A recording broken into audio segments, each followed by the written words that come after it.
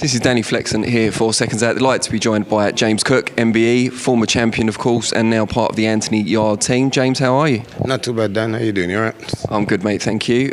What did you make of what we just saw up there at the press conference? Your good friends, both of them, Barrett and Tunde Ajayi, kind of going at it a little bit. That's right. You know what? They're both my friends. I was around when Pat was knocking out people still, you know what I mean? And he's now become a good coach, you know. But sometimes, I don't think as coach and fighters, I don't think the way we show in boxing, with the bad behavior, it's supposed to be a sport, a gentleman's sport still, although we need to beat up each other and go forward, I mean?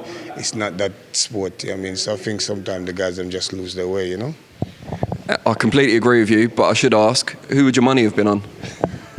Well, you know what, 50-50.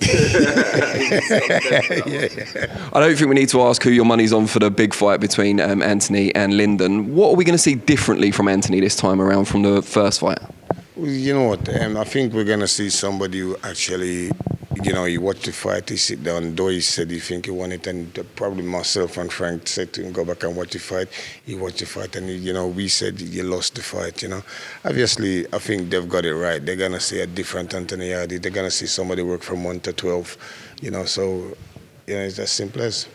What do you think the reason was that he didn't start a bit quicker the first time? Do you think he thought he was winning the fight and that's why? I mean, he obviously had it in the tank. No, I didn't think so. I think, like I said, he had so much people gone missing from his family around that time, and believe it, yes or not. How he managed to fight, I don't know, because I definitely wouldn't, and other people wouldn't. So there was a lot of things going through in his head. And his head, with all what's gone on through, he probably think he was winning the fight, but then again, he also was thinking losing family members and stuff like that, So to take the fight, I had to give him credit still, but, I didn't, sometimes as a fighter, fighters, they have this thing in the world to say to them, don't do, because, somebody else probably didn't take the fight, but he did because he didn't want to let nobody down. Have you seen anything different from him in camp in terms of his mindset and how he's approaching the preparation?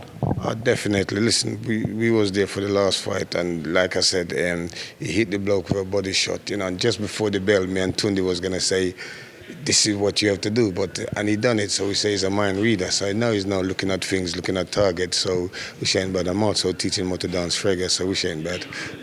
Is it, and I know you're a humble man, but is it an advantage having you for a second camp now? You were with him for the first one, but now he's got a bit more time to adapt to what you're teaching as well? I wasn't with him for the first fight. I'm with him for his fight after that. I'm with him now. And sometimes, experience. Experience coming. And the thing about the guys, they said they haven't had nobody who been at that level to help them out. So now I'm at that level. I've been at that level just like Pat. So we'll see what happens on the night.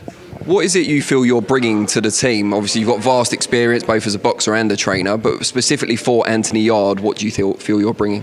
Probably his rhythm and teach him how to dance reggae.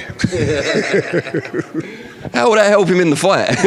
movement. It's just for him to focus a bit more. Sometimes, you just need that somebody a bit different, a different voice around you to say do this and do that, and that's the difference. And this obviously wasn't part of the plan that he'd end up with a rematch with Lyndon. Didn't expect to lose the first fight, of course, but if he wins this rematch, is it then back on track for world titles?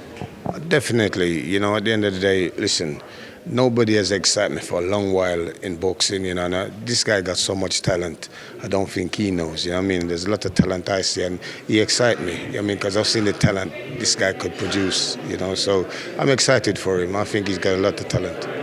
And just going back to the dispute, if you like, between the trainers up there, do you think that will have any impact on the fight? No, definitely not. Listen, they're both his ex-fighters, they're ex-pro. Like Tunde said, they're both, whether we like it, yes or not, we all live on the street and the estate, and we all used to do certain things, And sometimes, you get excited, for doing certain things. That's why sometimes you probably need somebody to calm my head to say, calm down, don't say that and don't do that before you. And they get carried away, but I'm sure it's all forgotten at the end of the day. Because as you know, boxing, we crucify each other, but at the end of the day, we love each other because we know how tough the sport is. And as soon as the press conference finished, and obviously Pat had left by that point, you put an arm around him, took him aside, had a little chat.